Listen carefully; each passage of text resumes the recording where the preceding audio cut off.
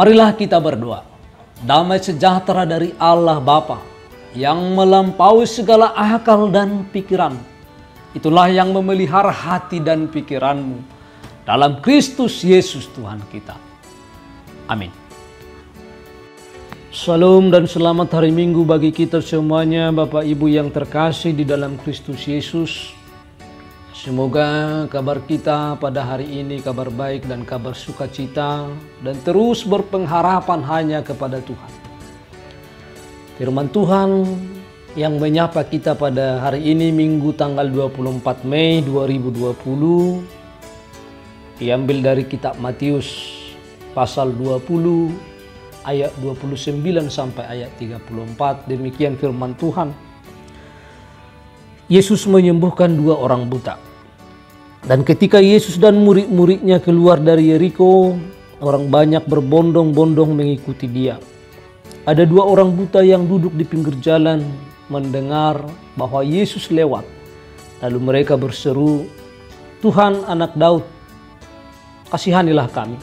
Tetapi orang banyak itu menegur mereka supaya mereka diam. Namun mereka makin keras berseru, katanya, "Tuhan, Anak Daud, kasihanilah kami." Lalu Yesus berhenti dan memanggil mereka. Ia berkata, "Apa yang kamu kehendaki supaya aku perbuat bagimu?" Jawab mereka, "Tuhan, supaya mata kami dapat melihat." Maka tergeraklah hati Yesus oleh belas kasihan. Lalu ia menjamah mata mereka, dan seketika itu juga mereka melihat lalu mengikuti dia. Sedemikian jauh pembacaan firman Tuhan. Jemaat yang terkasih di dalam Kristus Yesus, nama minggu kita adalah Minggu Eksaudi. Eksaudi artinya dengarkanlah Tuhan seruan yang kusampaikan. Dan tema khotbah kita diikat dengan Tuhan mendengarkan seruan orang percaya. Di dalam firman ini kita melihat ada 2 orang buta yang berseru-seru kepada Yesus, meminta tolong, memohon supaya Yesus dapat mengasihi mereka. Hal ini terjadi adalah di kota Yeriko, ketika Yesus dan murid-muridnya melalui atau melewati kota Yeriko. Dan di pinggir jalan di kota Yeriko itu ada 2 orang buta yang terus berteriak-teriak memanggil Yesus. Mereka berseru dengan sangat tepat memanggil dia, yaitu Anak Daud. Kita tidak tahu apakah mereka benar-benar mengerti siapa itu Yesus, atau hanya karena mereka dengar-dengar dari perdebatan orang-orang di sekitar mereka. Mungkin juga mereka tidak mengerti apa yang mereka katakan kepada Yesus. Mereka hanya tahu nama itu dari berita yang menyebar di tengah-tengah orang banyak. Inilah keadaan orang yang terdesak, tidak tahu kepada siapa harus berseru. Orang-orang di sekeliling mereka juga tidak sanggup menolong mereka di dalam keadaan seperti ini. Tetapi seruan mereka sangat tepat. Hanya Anak Daud yang sanggup memulihkan keadaan di bumi ini menjadi damai, sejahtera. Seruan mereka yang kita lihat dalam firman ini tidak kembali sia-sia. Walaupun kita melihat bahwa kedua orang buta itu dihentikan oleh orang banyak. Bahwa orang banyak menyuruh kedua orang buta itu untuk diam, supaya tidak memanggil Yesus. Tetapi mereka semakin keras, semakin kuat untuk berseru memanggil Tuhan, memanggil Anak Daud. Jemaat yang terkasih dalam Kristus Yesus, ketika Allah menciptakan bumi dan segala isinya, sungguh amat baik. Tidak ada kesalahan, tidak ada kegagalan. Ketika manusia sebagai wakil Allah memberontak kepada Allah, pada waktu itulah Anugerah Allah ditarik sehingga berbagai-bagai kesulitan dan penderitaan muncul dalam kehidupan manusia tengah-tengah dunia ini. Hingga saat ini kita hidup dalam dunia yang penuh dengan kesusahan. Tetapi kita menantikan saatnya Sang Mesias memperbaiki segala sesuatu. Kapankah Mesias itu akan melakukan ini? Ketika dia datang kelak untuk menyatakan kerajaan Allah di bumi. Tetapi sebelum saat itu, dia telah menunjukkan bahwa dialah harapan satu-satunya bagi damai sejahtera yang mengubah kutuk atas bumi menjadi berkat. Dia mengambil kutuk itu bagi dirinya sendiri dan memberikan berkat bagi dirinya atas bumi ini. Maka dia mengusir setan, memenangkan angin ribut, menyembuhkan orang buta, menyembuhkan orang lumpuh, penyakit kusta, bahkan membangkitkan orang mati. Orang-orang sakit disembuhkan dan orang-orang mati bangkit. Ini bukan hanya pernyataan belas kasihannya saja. Ini juga pernyataan bahwa kerajaan Allah sudah dekat. Jemaat yang terkasih dalam Kristus Yesus, kita kembali ke nats ini. Orang buta itu terus berseru-seru kepada Yesus. Seruan yang mengganggu orang banyak yang menyertai Yesus. Mereka menyuruh kedua orang buta itu untuk diam. Karena dua orang buta yang tidak berarti itu mengganggu kepentingan orang banyak. Siapakah dua orang buta ini? Dua orang ini tidak berarti. Menurut pandangan orang, bahwa kedua orang buta ini adalah hanya pengemis yang tidak berguna. Tetapi mereka hidup di tengah-tengah masyarakat. Seharusnya bahwa masyarakat harus memperhatikan kehidupan mereka. Tetapi orang banyak itu menyuruh mereka diam. Namun Yesus telah mendengar seruan mereka. Dia segera memanggil mereka dan bertanya kepada mereka. Seperti seorang hamba bertanya kepada tuannya. Inilah yang dimaksudkan datang untuk melayani. Yesus datang ke tengah-tengah dunia ini untuk melayani. Inilah yang akan mengubah kehidupan di tengah-tengah dunia ini. Siapa yang mau menjadi yang terbesar harus menjadi yang terkecil. Yesus yang sangat mulia itu datang ke tengah-tengah dunia ini, menolong, berbelas kasih kepada orang yang tidak dianggap berguna oleh dunia ini. Apa yang dilakukan oleh Yesus? Tuhan bertanya kepada kedua orang buta itu, apa yang kamu kehendaki supaya aku perbuat bagimu?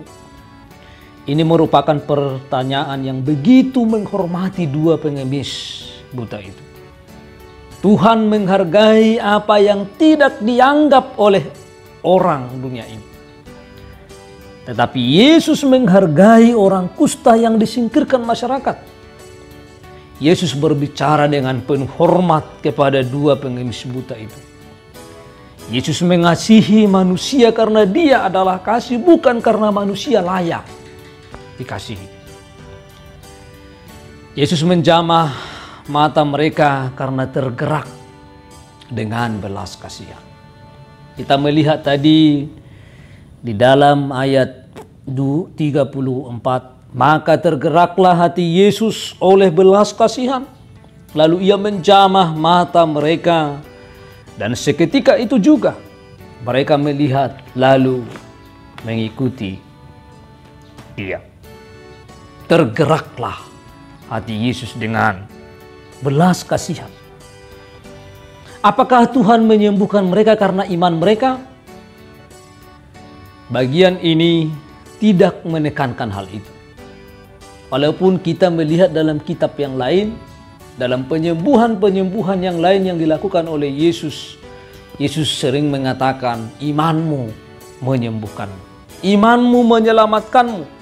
Tetapi dalam firman ini kita melihat Tidak diceritakan dalam nats ini apakah karena iman mereka disembuhkan. Yang pasti bahwa Yesus menekankan dan mengatakan, tergeraklah hati Yesus oleh belas kasihan. Yang ditekankan adalah belas kasihan. Alasan Yesus menyembuhkan mereka adalah karena Dia berbelas kasihan kepada mereka. Tuhan menyentuh mata mereka dan menyembuhkan mereka. Dua orang buta sekarang telah menyaksikan sendiri kuasa Tuhan yang dinyatakan atas mereka. Sekarang mereka memiliki pengertian tentang Yesus dengan sangat jelas. Maka mereka pun pergi mengikuti Yesus masuk ke Yerusalem. Apakah mereka menjadi pengikut yang setia? Kita tidak tahu.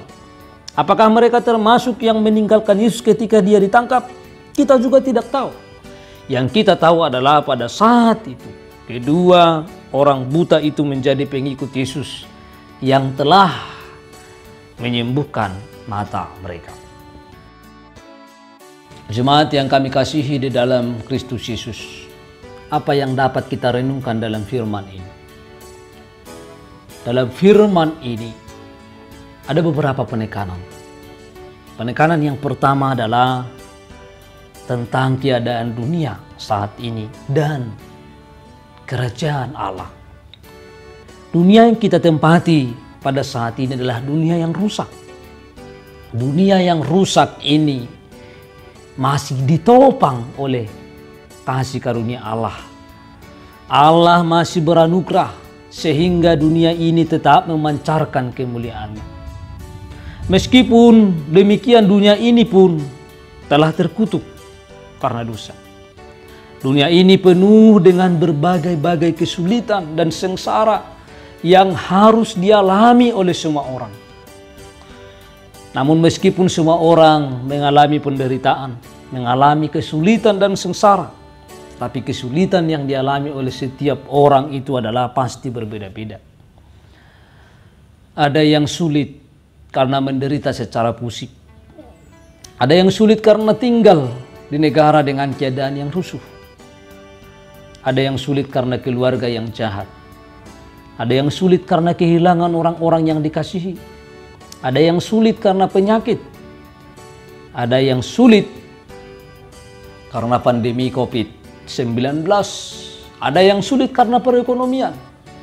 Banyak sekali kesulitan-kesulitan di tengah-tengah dunia ini yang berbeda-beda antara satu dengan yang lain, dan cara penyelesaiannya adalah berbeda-beda antara yang satu dengan yang lain. Dan semua kesulitan ini sering sekali membuat orang meragukan kedaulatan Allah atau motivasi Tuhan menciptakan dunia ini. Tetapi Tuhan dengan tulus terus menyatakan cinta kasih-Nya. Tuhan tidak mau bahwa kita ragu atas kuasa Tuhan. Tuhan ingin bahwa kita benar-benar meyakini kuasa Tuhan di dalam kehidupan kita. Berbeda dengan kemauan iblis, bahwa iblis mau kita meragukan Tuhan. Itu yang iblis inginkan dari kehidupan kita, supaya kita ragu, supaya kita sesat, supaya kita semakin gelap, supaya kita tidak meyakini kuasa Tuhan dalam kehidupan kita. Tetapi apakah yang pernah iblis berikan kepada kita selain berita-berita simpang siur yang meragukan kasih dan kebaikan Tuhan? Itulah yang dilakukan oleh iblis. Iblis selalu memberikan informasi-informasi yang simpang siur supaya kita meragukan kuasa Tuhan. Tetapi Tuhan terus memelihara hidup manusia. Tuhan terus menopang dunia ini dan menopang isi dunia ini meskipun orang-orang menolak dan melawan Tuhan. Yesus terus dengan sabar memanggil manusia kembali kepadanya. Saudara-saudara, apakah kita tidak tahu bahwa awal dari penderitaan adalah dosa? Mengapa terus berdosa? Mengapa terus menabur kebinasaan sehingga pada waktu penuaian kita harus mati? Dosa adalah awal dari penderitaan ketika manusia pertama itu jatuh ke dalam dosa. Oleh karena itu berbaliklah kepada Tuhan sehingga kita mempunyai pengharapan sejati, yaitu Dia yang akan segera kembali memperbaiki semua kerusakan ini. Berserulah kepada Tuhan supaya Tuhan yang memperbaiki keadaan kita.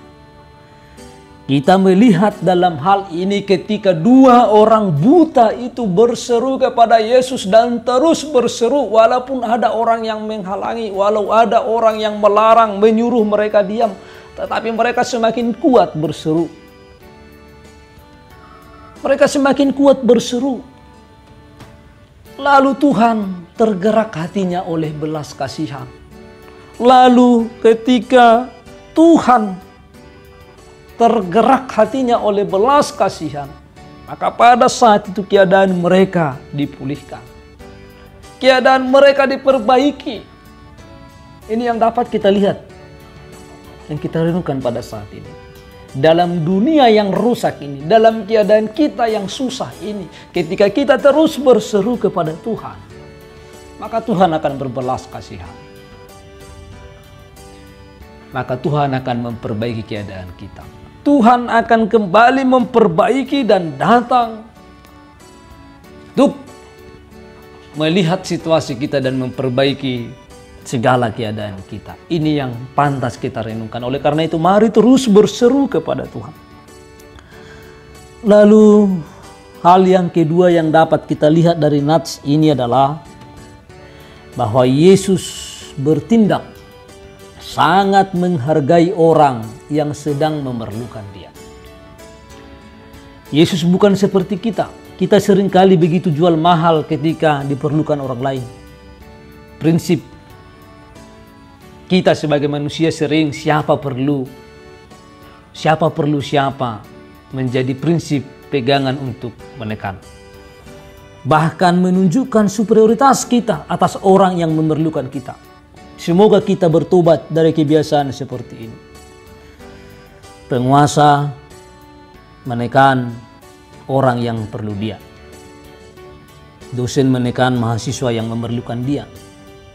Semua ini menunjukkan betapa jahatnya kita sebenarnya. Siapakah yang lebih tinggi dari Yesus? Seluruh dunia memerlukan Dia. Tetapi Dia tidak merasa perlu menunjukkan keberkuasaannya dengan cara menekan mereka yang memerlukan Dia. Dia, Yesus, dengan sangat hormat bertanya, apakah yang engkau inginkan aku perbuat bagimu? Saudara-saudara, mari kita teladani ini. Bahwa Yesus datang melayani orang lain yang memerlukan Yesus. Menghargai setiap orang seperti Tuhan menghargai mereka. Dan menghormati orang lain sebagai orang-orang yang dihargai Tuhan. Orang besar, orang kecil, orang kaya, miskin, terpelajar, orang bodoh, semua orang harus dihormati. Mengapa? Karena penghormatan kepada manusia menunjukkan kesadaran kita bahwa mereka dicipta berdasarkan gambar dan rupa Allah, dan bahwa Yesus Kristus anak Allah yang mulia dan bertahta di surga rela mati demi mereka. Jemaat yang terkasih di dalam Kristus Yesus, dengan sangat jelas Yesus menghargai orang yang tidak dihargai oleh dunia ini. Tergeraklah hatinya oleh belas kasihan. Ini satu hal yang pantas kita teladani dalam kehidupan kita sehari-hari. Oleh karena itu, mari kita menghargai semua orang. Bagaimanapun orang itu, kita harus terus menghargai. Karena Yesus datang untuk mengembalikan keadaan setiap orang. Oleh karena itu, sesuai dengan tema kita pada minggu ini, Tuhan mendengarkan seruan orang yang percaya. Mari kita terus berseru kepada Tuhan, terus memanggil Tuhan. Walaupun memiliki banyak tantangan dalam segala keterbatasan, walau dunia tidak memperhitungkan kita, tetapi kita terus berseru kepada Tuhan, maka Tuhan akan memulihkan keadaan kita. Tuhan akan datang memperbaiki kehidupan kita di tengah-tengah dunia ini. Selamat berseru, dan Tuhan segera menjawab setiap seruan kita. Tuhan memberkati kita semuanya. Shalom dan selamat hari Minggu bagi kita semuanya. Kita berdoa. Tuhan Allah Bapa kami yang di surga, yang kami muliakan dalam Kristus Yesus, segala puji dan hormat kepadamu. Pada saat ini kami telah mendengar firman-Mu supaya kami semuanya berseru kepada Tuhan.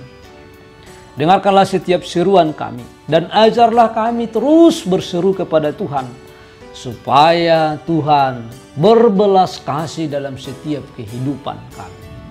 Jadikan kami Tuhan sebagai pelaku-pelaku firman-Mu dalam kehidupan kami. Dalam nama Kristus Yesus kami telah berdoa. Amin.